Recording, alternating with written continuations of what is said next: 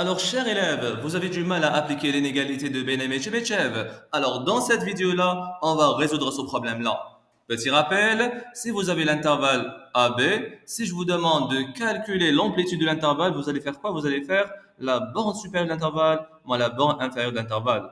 B moins A. En fait, l'amplitude, c'est la longueur de l'intervalle. Et pour le rayon, c'est l'amplitude divisée par 2. C'est-à-dire, on fait cette distance-là divisée par 2. On aura le rayon. Et pour le milieu, ce point-là, c'est B moins R.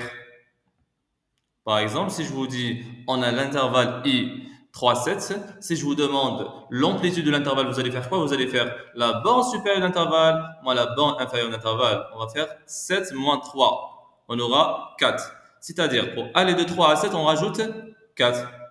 Autrement dit, la longueur de l'intervalle I, c'est 4.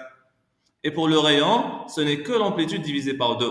On fait 4 divisé par 2, on aura 2. Et pour le milieu, on fait la borne supérieure d'intervalle 7 moins le rayon. On aura 5. Autrement dit, ça c'est le milieu, c'est 5. Pour aller de là à là, c'est le rayon, c'est 2. Et pour aller de là à là, c'est le rayon, c'est 2 également. Vous avez une propriété qui dit que si on a A un nombre réel, si x il est entre moins A et A, alors la valeur absolue de x elle est inférieure à A. Par exemple, si je vous dis x il est entre moins 2 et 2, la valeur absolue de x elle est inférieure à 2. C'est-à-dire à l'intervalle, ou bien celui-là c'est la même chose. Propriété, si on a la valeur absolue de x moins m inférieure ou égale à r, alors x elle est entre m moins r et m plus r. M c'est le milieu de l'intervalle et r c'est le rayon. Démonstration, x, la valeur absolue de x moins m inférieure ou égale à r, ça veut dire que cette valeur-là, elle est entre moins r et r. Ensuite, pour isoler le x, on rajoute m à l'inégalité. Donc, on met la plus m, la plus m, la plus m. Moins m plus m, ça part. On aura x entre moins r et r. Maintenant, on va voir l'inégalité de Benem et Chebyshev. Alors, l'inégalité de Benem et Chebyshev dit quoi? Dit que la probabilité que la valeur absolue de x moins l'espérance de x supérieure ou égale au rayon est toujours inférieure ou égale à la variance sur r au carré. E de x, c'est l'espérance de x, r, c'est le rayon de l'intervalle, et v de x, c'est la variance. Par exemple, si je vous dis x est la variable qui correspond au temps passé par le troisième client, tel que e de x est 18 et v de x est 3, si je vous demande de montrer que la probabilité que le troisième client passe un temps strictement compris entre 14 et 22 minutes à la station est supérieur ou égal à 0,81, le temps, on a dit, c'est x. C'est-à-dire, on va montrer que p de x entre 14 et 22 est supérieur ou égal à 0,81. Comment on fait ça? Alors, toujours, dans un premier temps, on fait quoi? D'abord, on schématise. On met ce schéma-là. Le x, il est entre 14 et 22. Donc, on met la 14 et la 22. On cherche l'amplitude de l'intervalle. On fait toujours la bande supérieure moins la bande inférieure. 22 moins 14. Ensuite, on calcule ça. On aura combien? On aura 22 moins 14, ça fait 8. Et puis, pour les rayons, on fait A sur 2. On fait 8 sur 2, ça fait 4. Et pour le milieu de l'intervalle, on fait 22, la bande supérieure, 22 moins le rayon. On aura 18. Donc la première étape, ce sera de schématiser pour changer l'intervalle, pour changer l'allure d'intervalle. Le x qui est entre 14 et 22, ce sera équivalent à dire que la valeur absolue de x moins le milieu, on a dit, le milieu c'est quoi le milieu? C'est 18. Inférieur ou égal, plutôt inférieur strictement parce que là c'est strictement, au rayon 4. Pourquoi? On peut démontrer ça. Si x est entre 14 et 22,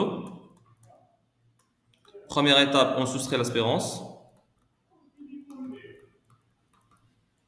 L'espérance de x, qui est 18, ou bien le milieu, c'est la même chose. Donc on fait x moins 18, 22 moins 18, 14 moins 18. 14 moins 18, c'est moins 4. x moins 18, ça fait x moins 18. Et 22 moins 18, ça fait 4. Et on a dit ça, quand on a deux nombres symétriques par rapport à l'origine, moins 4, 4, on peut écrire que la valeur absolue de x moins 18 est inférieure à 4. Voilà, donc cet intervalle-là, ou bien celui-là, c'est la même chose. Pourquoi on a changé l'intervalle? Eh bien, pour pouvoir utiliser l'inégalité de Benemet-Chebyshev. Donc là, maintenant, au lieu de démontrer cette propriété-là, au lieu de démontrer que P de x entre 14 et 22 est supérieur à 0,31, montrons que P de la valeur absolue de x moins 18 inférieur à 4 est supérieur ou égal à 0,81. J'ai rien fait, j'ai juste changé l'allure d'intervalle. J'ai remplacé ça par ça. Comment on va démontrer cette formule-là? Eh bien, on va utiliser l'inégalité de Benemet-Chebyshev. On va dire d'après l'inégalité de Benemet-Chebyshev. Benemet-Chebyshev, je vais écrire B, BC. Alors, on a dit c'est P de la valeur absolue de x moins l'espérance de x soit supérieure ou égale au rayon. Toujours, elle est inférieure ou égale à la variance de x sur le rayon au carré. L'espérance, on a dit c'est 18. La variance, c'est combien? C'est 3. Et le rayon, on l'a trouvé tout à l'heure, c'est 4. Donc on écrit P de la valeur absolue de x moins l'espérance qui est 18, supérieur ou égal au rayon qui est 4, inférieur ou égal à la variance qui est 3 sur le rayon au carré, 4 au carré. Super. Donc on aura P de x moins 18 en valeur absolue supérieure ou égal à 4 est toujours inférieur ou égal à 3 sur 16.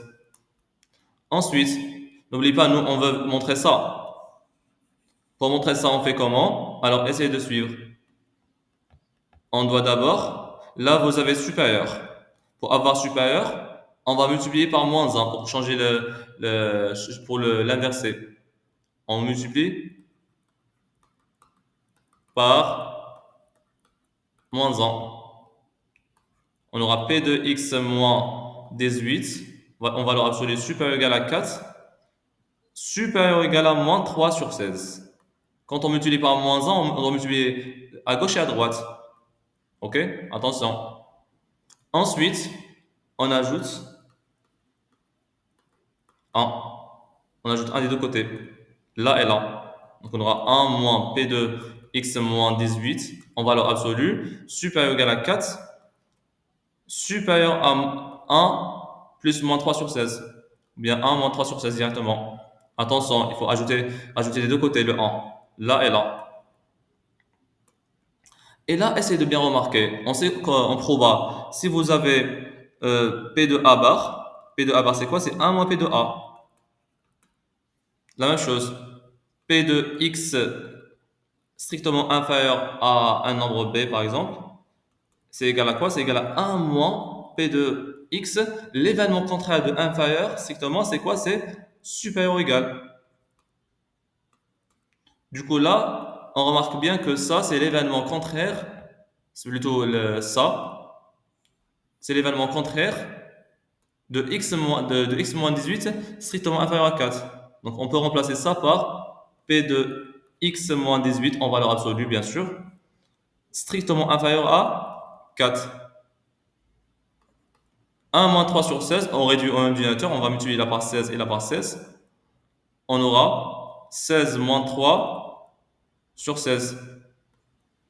On calcule ça, on aura 0,8125.